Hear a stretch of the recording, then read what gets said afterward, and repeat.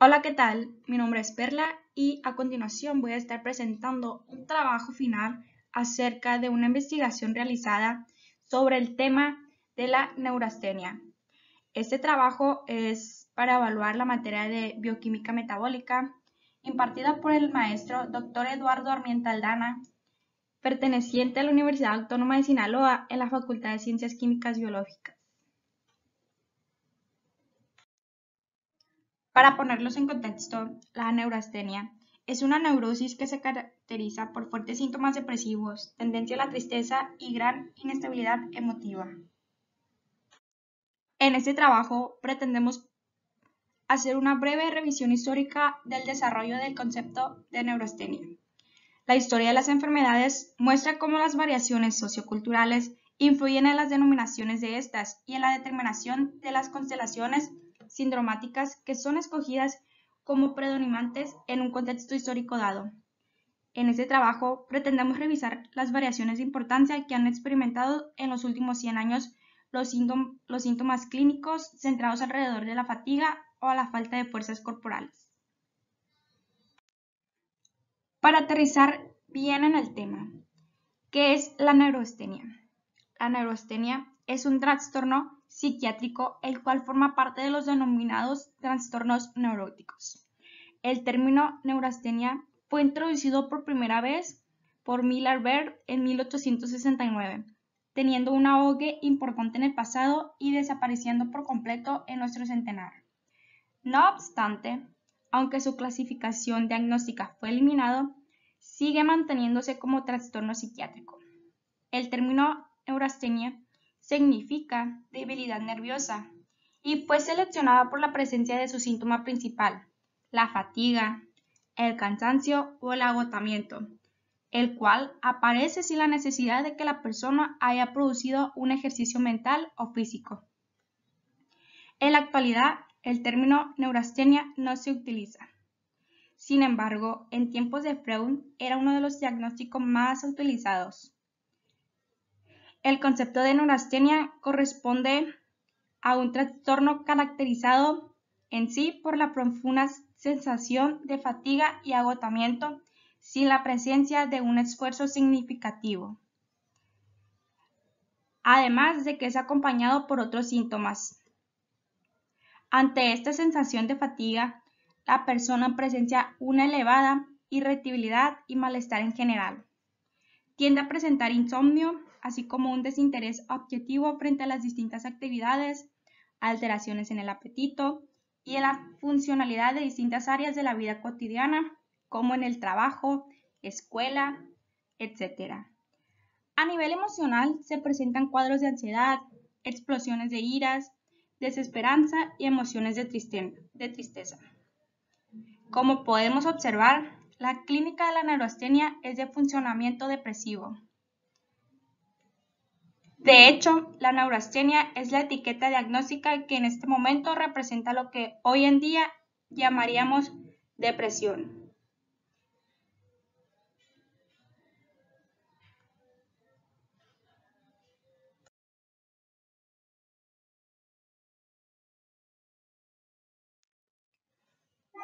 ¿Cuáles son las causas de la neurastenia?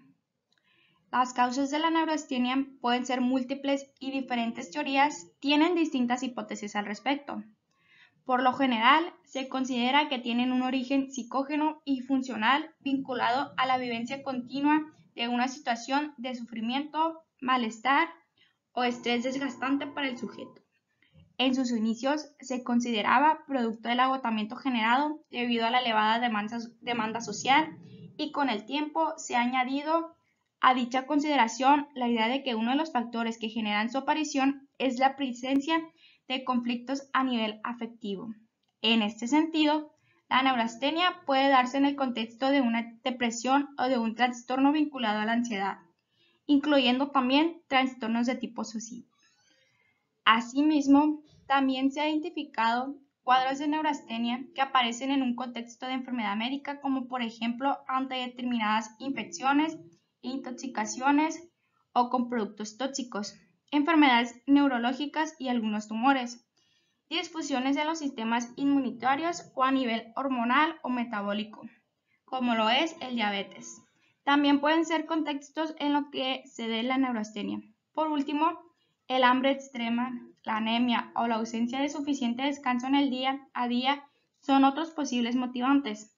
Han existido y existen diferentes teorías e hipótesis que apoyan unas u otras causas de la neurastenia. Es decir, la etiología de la neurastenia ha ido fluctuando a lo largo de los años. A primera instancia, la neurastenia era comprendida como un agotamiento de fuerzas nerviosas acompañada de las exigencias de la sociedad, causando con ello una intoxicación del organismo a partir de la toxina, monotoxina o toxina de la fatiga. Posteriormente, fueron ganando importancia los factores físicos y constitucionales de la persona, alejando la etiología de la neurastenia como agotamiento agudo del sistema nervioso. Así pues, en la actualidad, el planteamiento más acotado sobre las causas de la neurastenia son los factores afectivos. No obstante, el factor emocional no siempre es el desencadenante de dicho trastorno. Frente a ello, hay que destacar la tendencia a reaccionar de una forma u otra como un factor a tener presente. En resumen, podemos observar que las causas de la neurastenia pueden ser muy diversas, presentando factores psíquicos y orgánicos, y aún se está por aclarar cuáles son las causas y así cuáles son sus consecuencias. Para los síntomas de la neurastenia, la Organización Mundial de la Salud ha mantenido permanentemente el concepto de neurastenia en sus sistemas clasificatorios y en la versión más actual da una descripción detallada que se resume a quejas continuas de un molesto cansancio progresivo tras un esfuerzo mental o quejas continuas de una debilidad física y agotamiento molesto tras esfuerzos mínimos. B. Dos o más de los siguientes: sensación de dolor y molestias musculares, mareos, cefaelas de tensión, trastornos del sueño, incapacidad para relajarse, irritabilidad y dispepsia. Entre otros síntomas destacan alteraciones como la presencia de una irritabilidad que suele llevar a conductas querulantes o incluso a una hostilidad directa, pérdida del apetito y despersonalización o sensación de extrañeza para consigo mismo. Resulta habitual que además existen problemas de concentración y enlentecimiento mental, así como ansiedad y preocupaciones múltiples. La neurastenia aparece con una clínica de tipo fundamentalmente depresivo, apareciendo además de lo anterior tristeza, alta emocionalidad, anedonia o incapacidad para sentir placer, explosiones de llanto, ira, pasividad, apatía y en ocasiones desesperanza. Lo libido suele disminuir en gran medida y suele observarse una bajada del rendimiento laboral y un incremento del aislamiento. Es posible que durante este cuadro aparezcan alteraciones a nivel fisiológico, como por ejemplo hipotensión, desmayos, dolores diversos en el organismo y problemas gastrointestinales como náuseas, gases, ardores tras comer. También es habitual el estreñimiento, el dolor de espalda y algunos autores incluían una posible hipersensibilidad en el cuero cabelludo entre los posibles síntomas.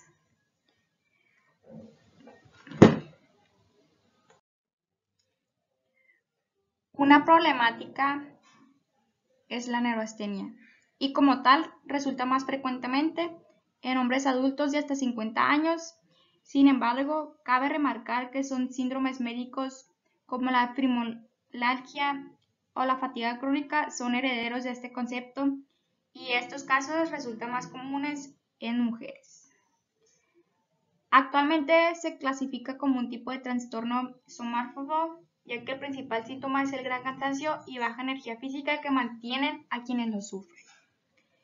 Así pues, los síntomas de la neurastenia son variados y pues se separan en dos grandes grupos: los síntomas psíquicos y los síntomas orgánicos.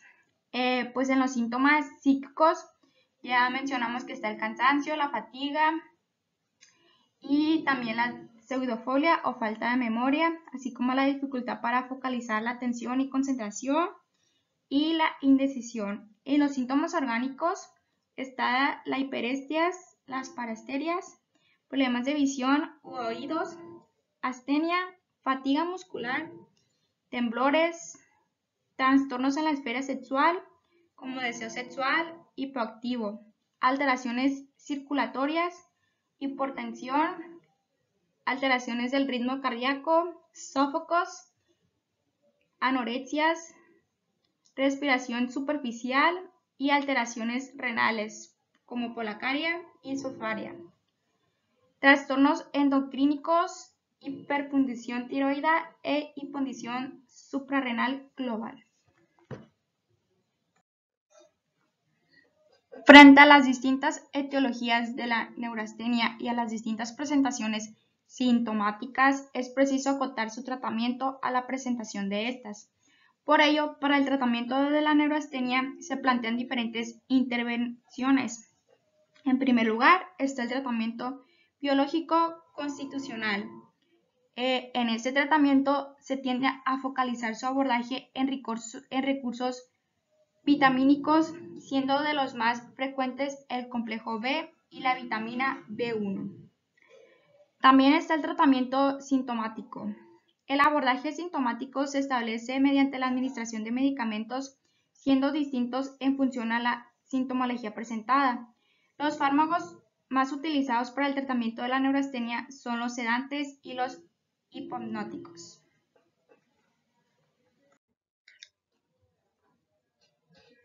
Por otro lado, también está el tratamiento higiénico dietético. Y frente a las características de este trastorno, es frecuente que las personas que lo padecen descuiden de los hábitos necesarios para llevar una vida sana. Por ello, en muchas ocasiones es necesario establecer un abordaje en la realización de ejercicio físico y una correcta alimentación. En el tratamiento psicoterapéutico, las personas con neurastenia tienden a tener un bajo concepto de sí mismas. Frente a ello, es importante hacer un trabajo psicoterapéutico para mejorar el autoconcepto, la autoestima y los patrones de pensamiento mediante, por ejemplo, las técnicas de la terapia cognitivo-conductual. En el tratamiento mixto o integral, frente a la gran cantidad de modalidades terapéuticas, es aconsejable establecer un tratamiento que emplee los recursos citados en una forma de terapia integral para abordar las diferentes áreas en las que afecta el trastorno. En sí, el tratamiento de la neurastenia depende en gran medida de las causas que pueda tener su aparición. En el caso de aquellos cuadros que aparecen por causas médicas o biológicas, el tratamiento de esta condición dependerá de gran medida de la enfermedad que la genere. Tratar su origen permitirá mejorar el estado de la persona. Además de ello, desde el ámbito de la farmacología, las personas con neurastenia pueden beneficiarse del uso de benzodiazepinas y antidepresivos que les ayuden a disminuir su nivel de malestar de tal manera que así se facilite la realización de cambios comportables a nivel psicológico. Pueden trabajarse creencias, expectativas y autoexigencias que la persona puede estar manteniendo con estrategias como la reconstructorización cognitiva para modificarlas. También pueden ser de utilidad el entrenamiento en gestión del estrés y la práctica de actividades agradables y de técnicas de relajación, así como trabajar motivaciones vitales. La historia de la neurastenia se remota a Hipócrates en la antigüedad clásica. Él describió una enfermedad especial, la enfermedad de los escipios, como una astenia generalizada que a ella ligó lesiones de los órganos genitales producidas por cabalgar mucho a caballo. Posteriormente, Galeno denominó a esta enfermedad hipocondria y aún más adelante Bossier distinguió entre las hipocondrias y las condiciones asténicas. En Francia, Bouchet en 1764 describió una enfermedad con una sintomología similar a la neurastenia, la que le denominó neuropatía. Esquirol, Bayard y Falret las relacionaron con la melancolía y Barchet describió abstinencias secundarias a traumas físicos. Sin embargo, fue Beer, un neurólogo estadounidense, quien popularizó el término en 1880. Y aunque Miller-Beer no fue el primero en utilizar la palabra neurastenia, que literalmente significa fatiga de los nervios, a él se debe este término. Como conclusiones para este trabajo de investigación, quedan que al revisar la evolución histórica del concepto de neurastenia y sus redefiniciones, así como su desaparición por casi un centenar,